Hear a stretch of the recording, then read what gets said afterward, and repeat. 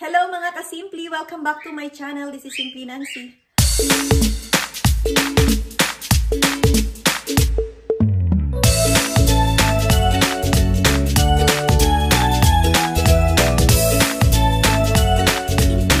Good morning, good afternoon, good evening sa inyong lahat. Saan man kayo ngayon sa buong mundo, mga ka-Simply, sa lahat ng mga nanonood sa atin. Ayan, kamusta kayong lahat mga ka-Simply? God bless sa inyong lahat dyan, saan man kayo naroroon.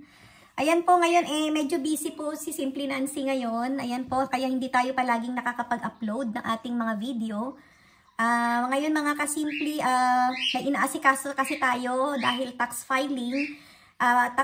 So marami tayong inaasikaso ng mga documents, ng mga encoding kasi gawa ng sa business natin, 'di ba? So naghahabol ako kasi ngayong end of April, ang last na filing ng sa mga yung regular lang na may mga T4. So kailangan kong ayusin 'yon para makasabay ako dun sa asawa ko. So hopefully mahabol ko siya. Kaya lagi akong busy at saka medyo loaded ang natin ngayon. Oras natin at the same time yung utak natin kasi ang dami nating intindihin sa buhay ngayon mga ka-Simply. Kaya pasensya na po muna kayo kung hindi tayo madalas makapag-vlog ngayon. Pero ayan, katulad po ngayon nagsikap ako na makapag-vlog mga ka-Simply kasi papaano makapagbigay din tayo ng continuity sa ating mga labi. Ayan mga ka-Simply. So ngayon simple lang naman yung gagawin ko mga ka-Simply. Magagawa lang ako ng ngayon yung naisip kong gawin yung miswa mga ka-Simply at saka patola. Ayan, miswa, bumili. Galing ako sa Lucky Supermarket. Ayun, kasama ko yung brother-in-law ko.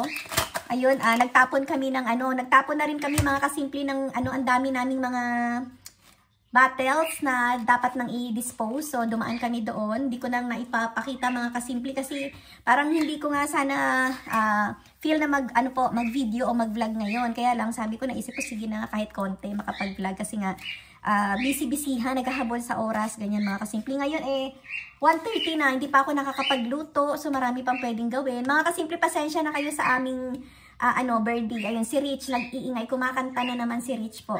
So pasensya na po kayo kung medyo may naririnig kayong maingay sa background.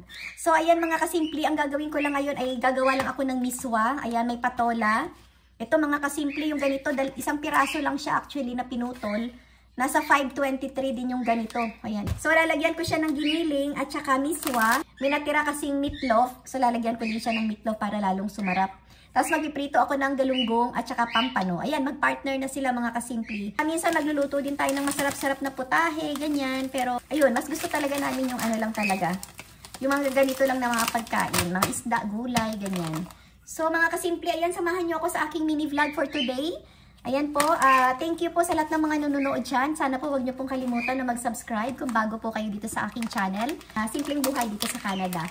Ayan mga ka-Simply, thank you for watching ha. Salamat po sa inyong lahat sa mga nandyan. Ayan, comment down below lang kayo mga ka-Simply.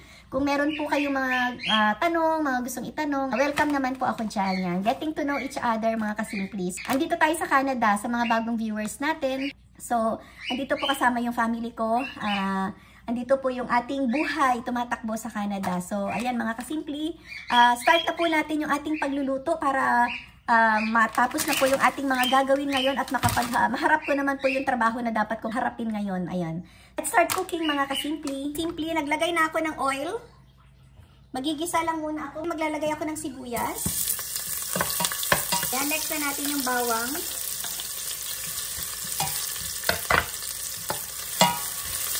So, i-next ko na mga ka-Simply yung aking giniling. Ayan po. So, antayin lang natin na medyo ma-fry itong ating giniling. Ayan, ipa-fry lang natin yung giniling natin. Pero lalagyan ko siya mga ka-Simply ng ng paminta. Ayan, paminta. At lagyan ko ng liquid seasoning mga ka-Simply. Liquid seasoning. Para lumasa yung ating giniling. Ayan mga ka-Simply. Wala na kasing oras mga ka-Simply. Ang plano ko sana to gagawin kong meatballs. Diba pwede mas masarap yun. Gagawin kong meatballs yung giniling. Para ilalagay ko dito sa sa miswa soup. Kaya lang wala na akong time na magawa ng meatballs. Ayan, at marami pang errands na dapat gawin ngayong araw na ito. Ayan mga kasimple. So, i-wait na lang natin mga kasimple na medyo mag-fry yung ating giniling. Ayan. Ayan mga kasimple, medyo na-fry na siya. Ayan, lalagyan ko siya ng meatloaf. Ayan, meatloaf or luncheon meat. Ayan, para mas lalong sumarap. Maprito pa yung ating mga karne. Yung giniling at saka meatloaf. Mga ilang minutes. Ayan. Ayan. Lagyan na natin ng sabaw. Meron tayong soup. Ayan. Ilagay na natin yung ating patola.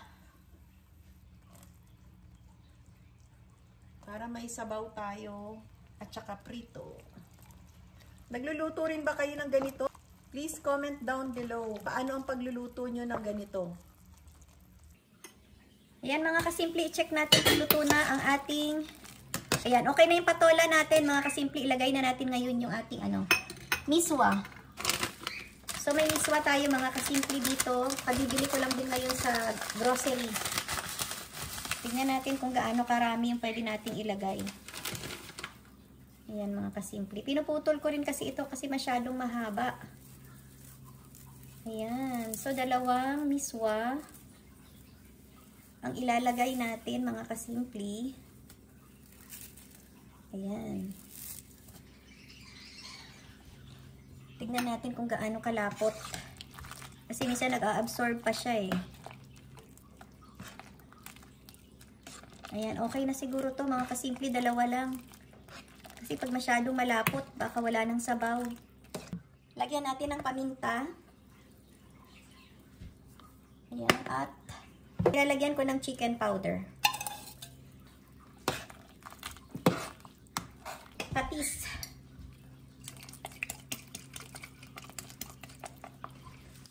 Ayan. Lagyan ko lang siya mga kasimple ng dahon. Ayan. Para may dahon din. Ayan. Para may talbos din siya. Parang siya, parang talbos yata to ng ng beans. Mga kasimple, talbos yata ng beans ito. Ayan, so nilagyan ko lang siya ng konti para may green-green din dyan. Ayan, so tikman natin mga kasimple kung pwede na. Wow, sarap!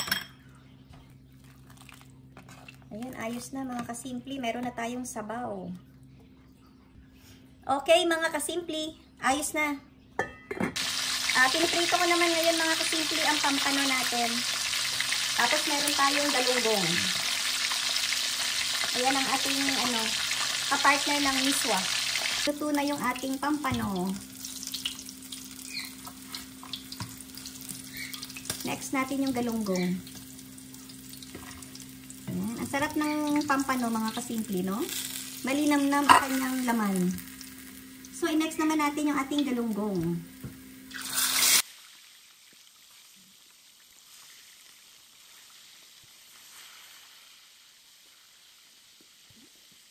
Ayan mga kasimple. Natapos din yung ating pagluluto mga kasimple. So, ayan, ready na ang ating pagkain para mamayang dinner. Ngayon, may gagawin na tayo, mag-aayos na tayo ng mga dapat nating gawin kasi naka-ready na yung mga pagkain. So, anytime na umuwi yung ating mag-ama sa bahay, meron na silang kakainin, diba? Thank you always. So, bye for now, mga kasimple. Thank you for watching. Please don't forget to like, share, and subscribe my channel. Kung hindi pa po kayo nakapag-subscribe, please do subscribe po. At hit the notification bell para lagi kayong updated sa ating mga latest uploads. Ingat po kayo palagi. Ayan, God bless everyone. Keep safe and always remember, God is good all the time. Bye! See you on my next vlog.